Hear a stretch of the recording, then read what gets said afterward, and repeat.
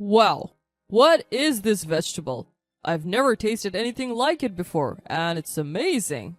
These are the vegetables I've been sending, the ones I've poured my heart into growing. Yet my son says he's eating them for the first time today. I glance at my daughter-in-law, and she is clearly acting suspicious.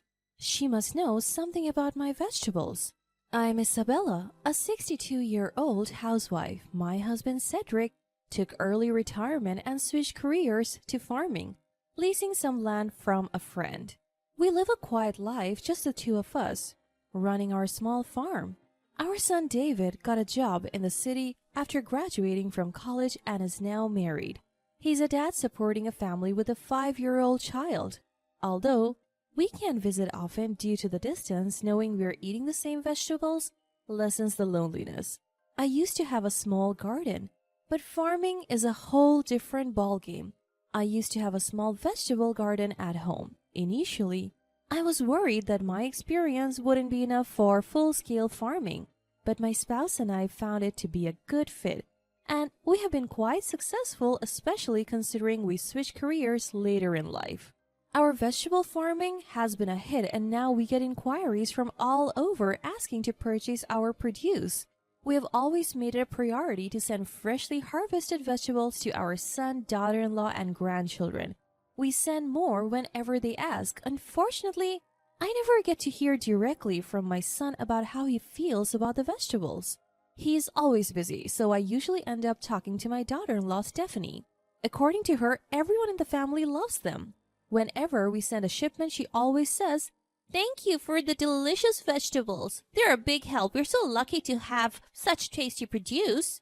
But her thank you always sounds the same, and I wish I could hear more details about what they like. One day, Stephanie contacted me. I wondered why, since we hadn't sent anything recently.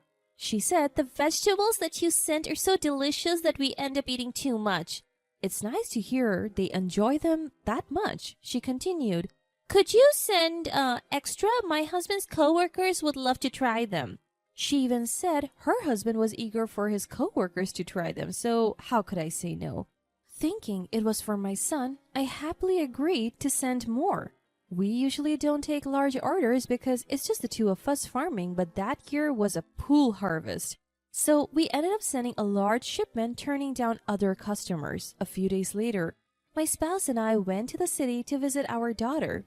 She's single and busy with her career, which seems to be her passion. She mentioned that she lives near our son and suggested we visit since we finished our errands early. I was given detailed instructions on how to get from my daughter's home to my son's and his wife's house. We tried to contact Stephanie but couldn't reach her. So we called our son David, who said it was fine to come over. When we arrived, we were greeted by David and our grandson Edwards. Are you off work today?" No, I'm just working remotely. I've been doing that for years. This was surprising because Stephanie had told us he was swamped with work. What's going on? Would you like something to drink or maybe a snack? David had moved out after high school, so he should be able to handle basic chores. But he seemed exceptionally skilled. I started switching to remote work when we found out my wife was pregnant. So I can handle all the household chores and even have some specialty dishes. I like to experiment with the cooking when I have time. Then our grandson chimed in. "Dad's cooking is delicious." Wait, Dad's cooking? Where's Stephanie? She wasn't around, and I wondered if she had gone shopping since we arrived unannounced. She's been on a trip with her friend since yesterday. What? Turns out, my daughter-in-law's travels aren't a new thing. Being an understanding husband is good, but giving too much freedom can be a problem. I mentioned that their young child must miss his mom, and David laughs. If it works for our family, it's fine. If they're okay with it, who are we to complain? I decide not to interfere anymore. Since she's not here, why don't you stay over? When I was a little confused, he said, "Are you going to stay the night? Wow!" As I hesitate, my grandchild joyfully pulls my hand. Seeing this, I feel like taking up my son's offer, plus who knows when we'll see them again. So we decide to stay the night. David's cooking is surprisingly elaborate and tasty. He even made it less salty considering our taste, but something feels off when I try the side dish. It's not the vegetables we sent. We sent a lot just a few days ago. Even if he shared some with his co-workers, there should be plenty left for the family. My grandson is 5 years old, too young to be able to eat his fill, so what does that mean? I ask, did the vegetables we sent not suffice? Vegetables? My wife usually buys them from the local supermarket. I didn't know you sent any. That's strange. You said you wanted to share them with your co-workers, right? No, I don't really talk to my co-workers much since I work remotely. Something's not adding up. I realized the vegetables we sent didn't go to his co-workers, so where did they go? Are we falling prey to the current trend of resale? I carefully ask David. I often talk to Stephanie on the phone. It's only when I send them vegetables, but I talk to her more than I do with my son. Really? She never mentioned that. But if you're working remotely, don't you notice her taking calls? Actually, she's often out. She calls from our mobile, not the landline, right? That reminds me of a recent conversation. I recall hearing background noise during our calls. You can always tell when a phone call is coming from outside the house. There's a certain background noise. Come to think of it, the last time we talked, well, it was a few months ago, I heard a train in the background. Our son's house isn't near a train station and there are no tracks nearby. I sense my son wants to say something, but he's hesitant because his child is around. My husband picks up on it and says, Let's go play outside after we eat. Taking the grandchild away from the table. My son exhales lightly and starts. So, the truth is, he had said before that his wife's free-spirited behavior was what made their home life work, but that was a lie. Ever since he shifted mostly to remote work, she's been spending more nights out. At first, he didn't question her trips with friends until he ran into one of those supposed friends downtown. He recognized her from the photos he had been shown as proof of their trips together. So David is sure he's not mistaken. He didn't confront her then, thinking plans could change, but when she came home, she told tales of a fun trip with the friend he had just seen. He's starting to suspect she's not with a friend, but with another man. In other words, he suspects his wife is cheating. It was a shocking confession. We decide to delay our return home to wait for our daughter-in-law who's coming back tomorrow. Stephanie comes home clearly in high spirits. She had a great trip, it seems, but when she sees us sitting in the living room, she's visibly startled. What? Isabella? Cedric? Why are you here? She was clearly upset. David quickly says, would you join us for dinner tonight? As if it's a given. Of course! She agrees, but her behavior is suspicious. She's probably gone from cloud 9 to rock bottom. Still, the dinner menu that came out was decent, and I could see that it wasn't just buying deli food and plating it up. The dinner she serves is elaborate, not just takeout arranged on plates. She's probably overcompensating for something. Mom's cooking is so fancy today. Kids are honest. Stephanie hesitates, then says to her child, it's because Isabella and Cedric are here. Well, then you should stay forever. We see the color drain from her face.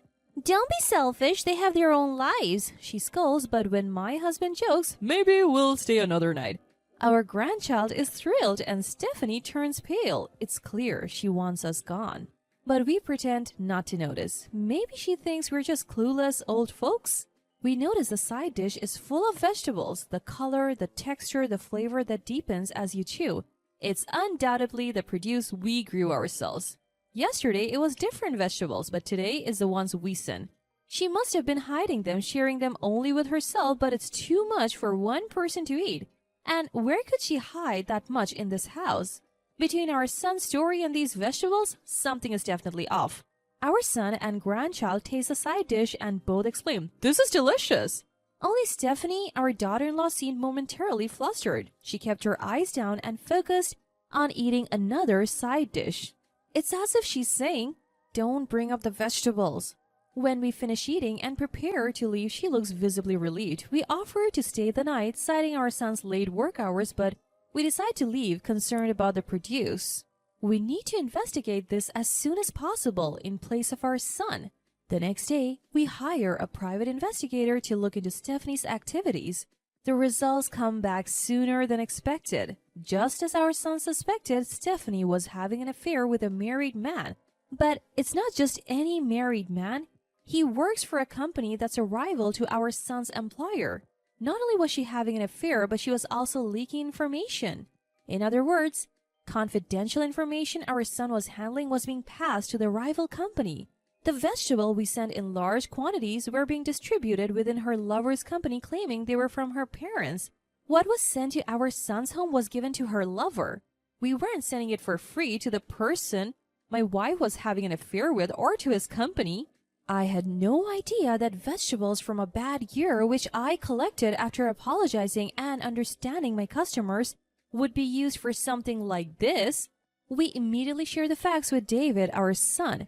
He's shocked to learn that his work information was compromised and takes immediate action. The affair concerns not just our son, but us as well. We pick a time when we're sure Stephanie will be with her lover and confront them, documents in hand. Their faces change color as they read through the evidence. You can't just leak work information. I could get fired, and who's going to suffer when the money stops coming in? You! David says, not hiding his anger. Stephanie quickly admits to the affair and the information leak. It was just a whim. He said it was great information and he took me on trips because he got promoted thanks to me. She admits it, but doesn't grasp the gravity of the situation. That's it. We're getting a divorce. No, please, reconsider. I'll apologize. Until you forgive me, I'll be a good wife, a good mom. You want a man who's climbing the corporate ladder. Let him support you. That's not possible. Of course it's not. The man is also married. Stephanie cries and apologizes to our son, but he firmly says that tears are not an apology. Furthermore, our son David will take custody of the child. He tells Stephanie that she can't see the child until they are an adult. He sets strict conditions, saying she shouldn't even contact them unless the child wants to see her after reaching adulthood. Stephanie protests. Wait, this child isn't just yours. I carried him. I love him. She seems to want to maintain some relationship with our son for the sake of the child. How can you say that? You claim to love the child, yet you have an affair? Didn't you think it would be cruel for the child to be raised by a mother who cheats? Well, that's a natural conclusion. In the end, none of Stephanie's arguments hold water. We also demand compensation from her for the vegetables I sent to my son's family and for the ones she distributed to her lover's company. Naturally, this leads to her lover's wife finding out, and Stephanie gets slapped with another demand for compensation. Stephanie, who had been a housewife, can't afford to pay. She turns to her parents for help, but they don't give her a single dollar. We even hear they have cut ties with her. Neither we nor our son knows what's become of Stephanie, who had little experience in the real world. David has resigned from his job over the leak. His company highly valued his work and character and didn't hold him responsible for the leak. Who would ever think their own spouse would be having an affair with an employee of a rival company and leaking work information? Though the company offered to help him find another job, my son, who has a strong sense of responsibility, decided to pursue something he's always wanted to do. He sold the house he was living in and moved closer to where he grew up. He started his own business there. He's using his past experience to make it on his own. His office is adjacent to his home so he can work while taking care of his child. Still, he occasionally asks us to watch the child for him.